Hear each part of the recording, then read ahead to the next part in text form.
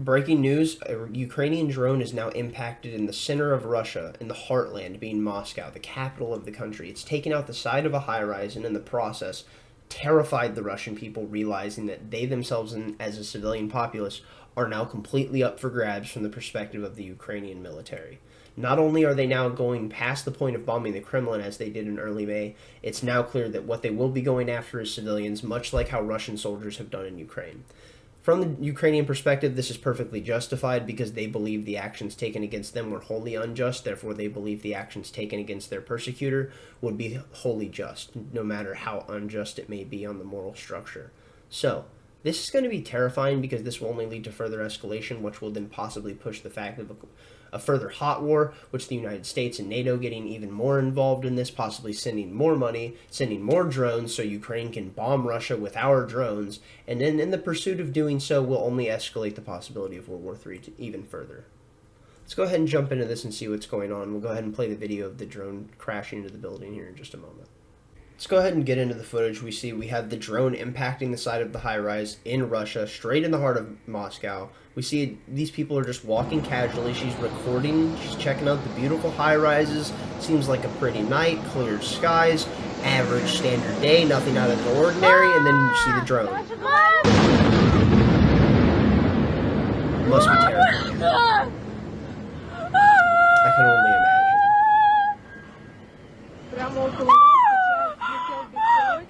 These are Russian civilians at this point. You must think they know exactly what this is, that this is a cause of the war. There's no way they don't think that immediately. The structural integrity of the building didn't seem to collapse. I believe there's only one person injured. We will jump into an antiwar.com article that was able to cover that and find that information. So here's the other footage that we see. There were two different shots. There was one of the person walking down the streets in Moscow, and then there's this car's dash cam footage.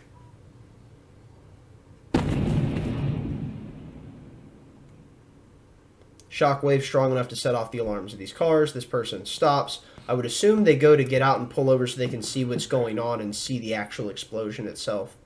So here we see from Liam Cosgrove, he's talking about the fact that here we have General Michael Hayden. And General Michael Hayden said, in an act of God, former director of the CIA and the NSA celebrating the targeting of civilians in Moscow. Let's go ahead and click on this because he's talking about this footage that we saw. Someone said, oh no, drones hitting Moscow this morning. How unfortunate. And this thread is just people celebrating the death of Russian civilians.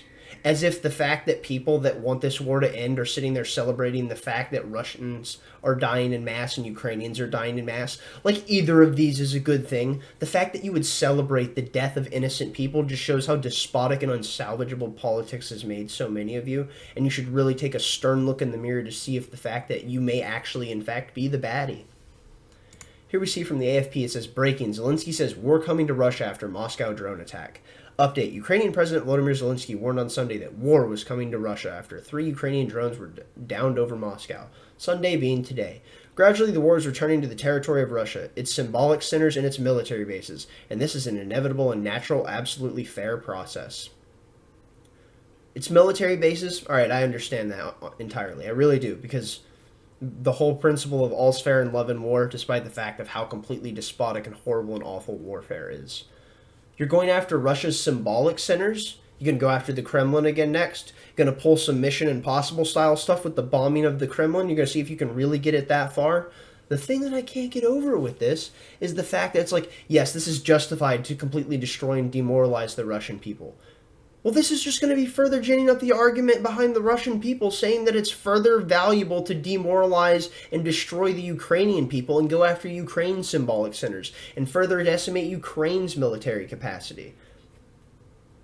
How else will they see this? Because I can't see them reacting in any other way, because it's just going to be reciprocal. Just as this was reciprocal, and this all could have been avoided if it wasn't for the United States and NATO telling Boris Johnson to go to Ukraine to scuttle the peace agreements between Ukraine and Russia. We saw this happen in 2021, that the agreement was effectively signed, and the West sent Boris Johnson to go scuttle it. Let's go ahead and jump into these articles. We'll start with antiwar.com. From antiwar.com, we have breaking to tell us the fact that there was indeed a civilian injured in this explosion.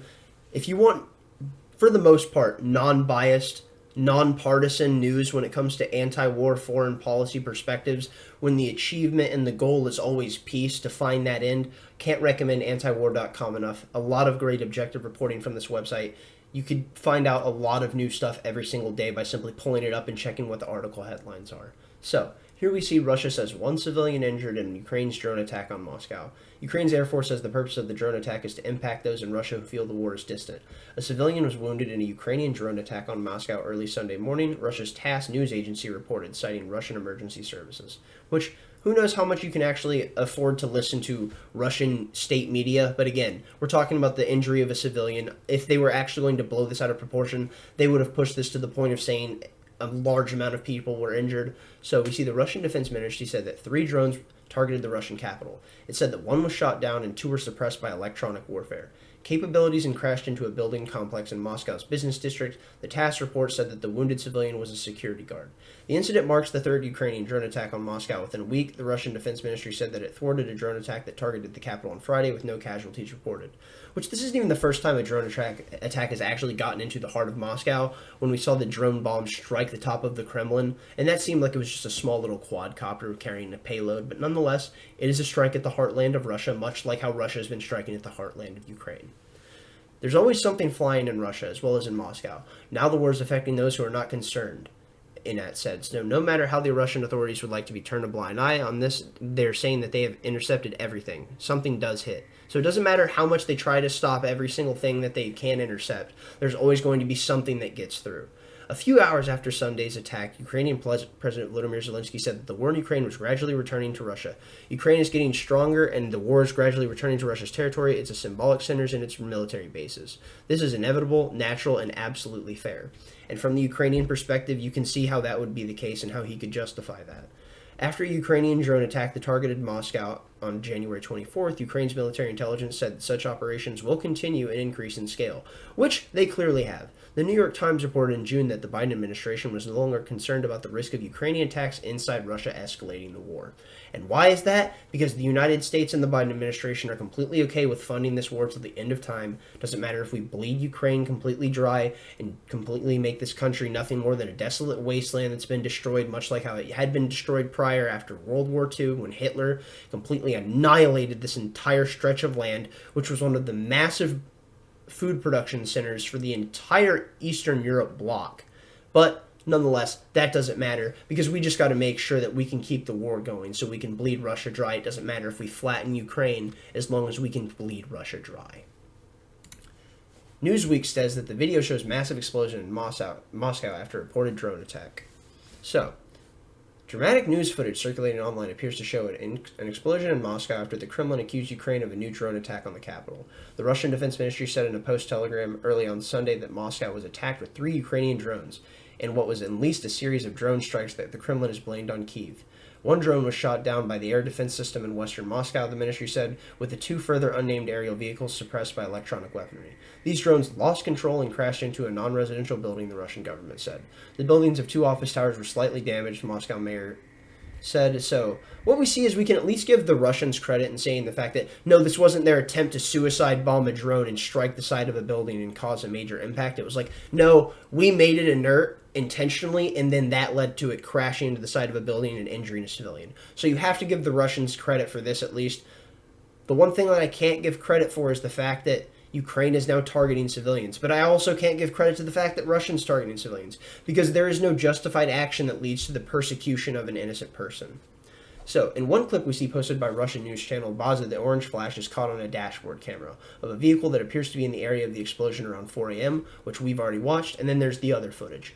And then this article from CNN jumps into it and says Ukrainian President Volodymyr Zelensky said that the war is gradually returning to Russia hours after the Kremlin accused Kiev of targeting Moscow with drones, the latest in a series of attacks.